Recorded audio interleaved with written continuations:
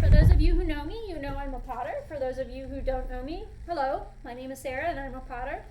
I'm program lead and also a teacher at Blossom Hill Crafts Pottery Studio in Los Gatos, California. Because we're currently closed due to the shelter-in-place order, we are trying to do our best to keep our Blossom Hill Crafts community as well as our wider community involved in the practice and skills of clay. So don't feel like you need to have ever worked with clay before to follow along with these tutorials. Watch David's video. He will tell you how to get clay for free if you're local. We will also fire at some point in the future for free if you are local. Watch his video and he will tell you the details for that. So we're going to be making soap dishes today. That means all I need to do is start getting my rectangular slabby clay out. So that would be my material, is my clay, which again, if you're local and you need clay, watch David's video. He'll tell you how to get it. The tools I'm trying to keep to things that we mostly have in the household. So I'm using plastic utensils. You can use nice utensils if you want. I usually like to have my studio and my kitchen equipment separate. So if I use these, this is like, anyway, if I, let's just put those down. If I use these in the studio, then I don't like to bring them back and forth into the kitchen. Personal preference, up to you. There's nothing like toxic in the clay. It's just, I mean, it is dirt, right? This is just a pencil. This is a paper clip that I've unbent. I'm going to use that. If you've got littles and you feel like, not so sure I want to be using paper clips, that's fine. When it comes time to use the paper clip, you'll just use your fork instead. I don't use sponges a lot in this video, but it is nice to have a sponge. We're going to be posting a bunch of different tutorials, so there may be ones where you use sponge. This is just a utility sponge that I cut into a cube. You can use a kitchen sponge. Again, I wouldn't use it for this and then for washing dishes and then for this and back and forth. Just, you know, use it for one or the other. Makeup sponge. Yeah, I also wouldn't put my makeup on and then use this and then back and forth. Although, you know, those clay masks, those kaolin, fancy kaolin clay masks, guess what, right?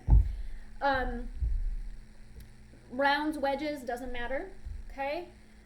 This is an eyeshadow applicator, so if you have, this is like the super cheap kind, so if you have these lying around, those can make a nice tool as well. I will use a cookie cutter, but you do not need to use a cookie cutter. You can also just freeform cut shapes out. The only tool I use that you may not have is a paintbrush. It's just an Artist Loft paintbrush. I get them at Michael's. They're super cheap. This is like a, you know, these come in a pack. They're so cheap they don't even sell them individually.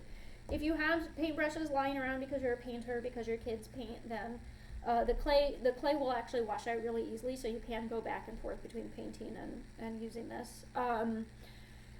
If you feel like you want to order these, I'm sure you can get them online, but the most important things to have are just clay and hands. So don't feel like you have to have this. It's nice. It's not necessary. So the way that we start is I started with a sphere of clay, and then you can see me just kind of using this a lot like I would fondant, pizza dough, pie dough, things like that, okay? And then to get a slab, I like to throw it down at an angle. So I will throw it in this direction, in this direction. I'm not throwing it straight down. Notice there's the angle. It flops a little bit. It'll elongate out in that direction. So when I want it to, you know, elongate in this direction, I will throw it. I'm gonna take my stuff on my way. I'll throw it towards myself and away from myself. It is important to not always do it in the same direction, because if you always do it in the same direction, it always kind of hits and angles, and you'll get some real extreme thick and thins. Speaking of thick and thin, how thick or thin should I let my clay get for my soap dish? So about 1/4 of an inch is ideal.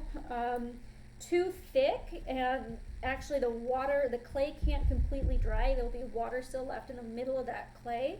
And as we fire it, it'll boil and it'll explode. So unsurprisingly, explosions in the kiln, not a good thing.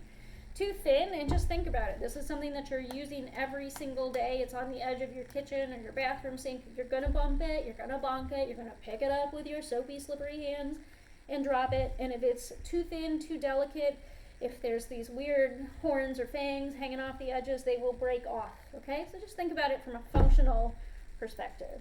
So I kind of just want a rectangle-ish So we're about good there. That's very free form. When I said rectangle-ish, it was heavy on the ish if we're looking at that. So I can leave it free form. There's nothing that says that my soap dish has to be very regulated and straight. Or if I do want it regulated and straight, I can just I use a paint stirrer a lot. I can just take my paint stirrer, a ruler, anything that has a nice straight edge. A magazine might even work. Lay that down, just take my plastic knife and cut.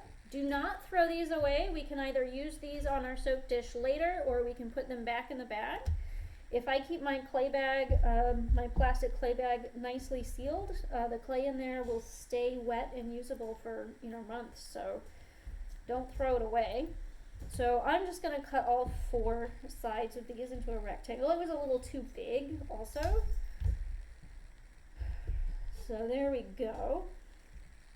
I do want my soap dish to be bigger at this stage than what I actually think I'm going to need. So remember, as we lift up the sides so that we have edges on our soap dish, we're going to lose surface area in here.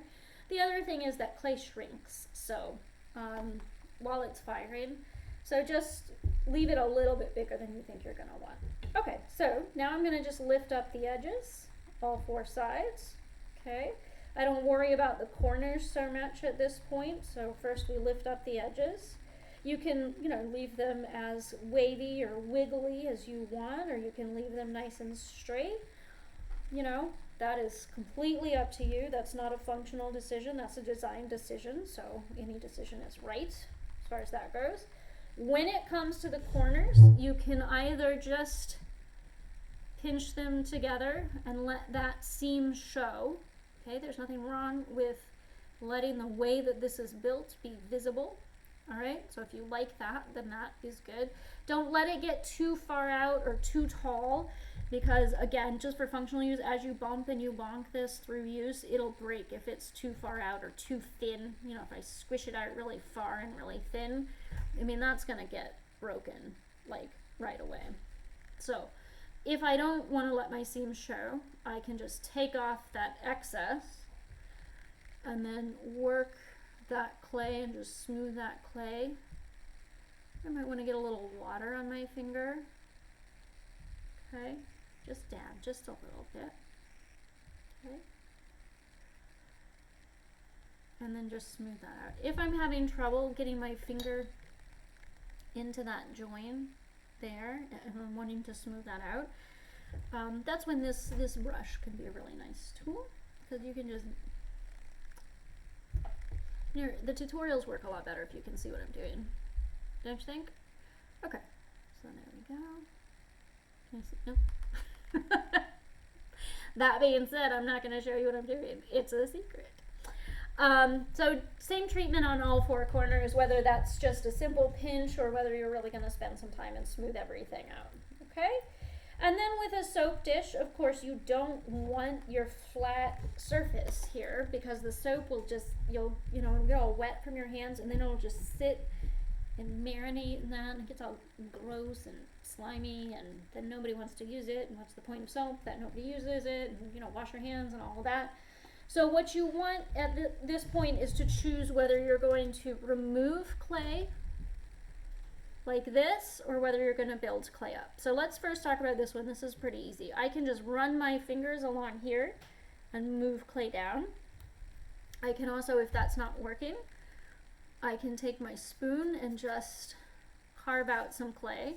And if I get some little jabby edges in there, if this edge gets sharp as I'm doing that, I'll just get a little bit of water on my finger and just smooth that out. Okay. And you can see on this one, I decided that I really liked to have these wavy edges. And in fact, it wasn't enough just using that freeform organic edge. I really wanted to exaggerate that. So what I ended up doing was just taking my spoon and just carving down.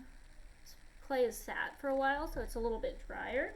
So I can even use my knife here to just carve that down just a little bit, because I didn't like that peak on there. It was too much here. same. You know, just go through and kind of look. And then when you're done, just take a little bit of water on your finger and just round and smooth those edges out. Okay, so now we have this nice, that's still higher than I want. I'll come back and fix that in later, but I like that side. Looks like waves, right? It's nice. So if you don't want to do that, the other option is to build up. So I have done two where I've built up. So one is I've just kind of done this kind of funky face thing. So that can be very nice. The other one that I've done, I have that little heart cookie cutter. I just added some hearts in there. So we're going to talk about joining, whether you do sculptural or whether you do the hearts. The join is going to be the same. It is score, it is add a little water, and then it's squish and make sure your join is tight. Okay? So cookie cutter here, I'm just going to cut out my little clay. Okay? Alright, so I would want to do more than 3, but then what I'm going to do is just decide on here where I want them. So here, maybe, here, here. You know, I'd obviously need more than 3 on here, but you don't need to see me do the whole thing. So once I've decided on placement, then that's when I score, and so that's where I can use my paper clip. And just when I say score, I just mean make nice, get in there, make some lines. It's not going to be pretty, that's going on here, so I'm not worried about the cosmetics of it yet. Again, if you have littles and you think that this paper clip is a little too stabby, just use your plastic fork. So I've scored the back of that. Now I'm going to score where I want it placed on my piece. Okay, more or less. Right. Take a little water, dab, dab, dab, dab, dab, dab. Okay. And then just kind of, now my hands got a little too wet, so I'm just going to wipe them on my towel. You know, when I'm not shooting videos, frankly, I wipe them on my pants, so I'm kind of a dirty person, but I'm a potter, so it's expected. And then just kind of wiggle it on there. Don't push too hard, you'll deform your heart, like I just did. Oh no. But then you can, you know, you can kind of mold and reshape it. It's not the end of the world. Okay. Then once you feel like it's wiggled on there good enough, get a little water on your finger and just go over and smooth that join. And this is where, right, if you've kind of scored beyond that heart, you're going to just smooth that out. So don't worry about it. Okay. I really like the paintbrush for that. Just a little water on the paintbrush. I can just get into that seam, that corner a lot better with a paintbrush than I can with my fingers, but you don't need it. Either will work. Then you just do the same on all the hearts or all the whatever it is that you're gonna do for sculpting. You're just, instead of cutting out cookie cutter hearts, you're just sort of making little balls, making little cylinders for the nose, whatever it is. Just if you're doing a sculptural piece, make sure not to have anything that sticks out too far or is too thin or delicate, because it'll break when you bonk it. It just will. Trust me on that. And if it's a kid's piece, you don't want it to be broken. So just make sure you don't get too delicate or too far out with your shapes. So that's how to make a soap dish. At this point, you'd want to mark it as yours. If you're a member here at BHC, that means your initials. If you're not, again, watch David's video and he will explain all about that. Do follow us. We are Blossom Hill Crafts. So we are Blossom Hill Crafts on Facebook, on Instagram, and on YouTube as well. We'll be posting several different tutorials, and we'll be keeping you updated on how to get your pieces fired if you're not currently a member at Blossom Hill Crafts. Thank you very much. Stay safe. Wash your hands. Have a good day.